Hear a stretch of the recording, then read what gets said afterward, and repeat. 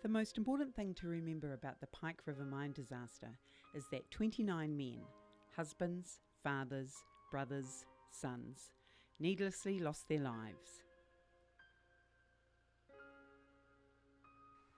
The parents of Michael Monk and Ben Rockhouse are two of the 31 families impacted by this disaster, and they will never stop fighting for justice for their sons and the rest of the men.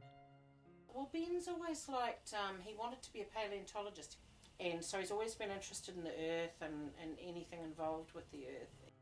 Ben's father Neville and brother Daniel were working for Pike River Mine, and a job came up at Valley Longwall, who were contracting to the mine, so he moved over to the coast. Michael wasn't an academic. He was a hands-on person, and he coached sport and, Michael had finished his carpentry apprenticeship in January 2010.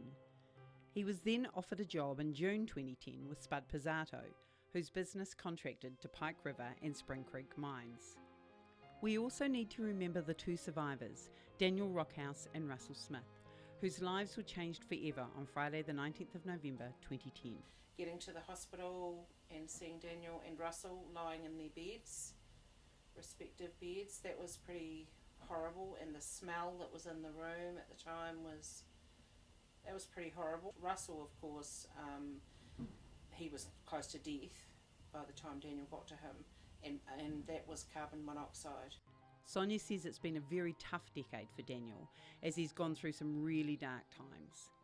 Sonia feels even though Daniel survived the disaster, she has lost a piece of him, and he will never be truly happy again. He said to me that it should have been him that had died down there, and Ben should have been the one that survived.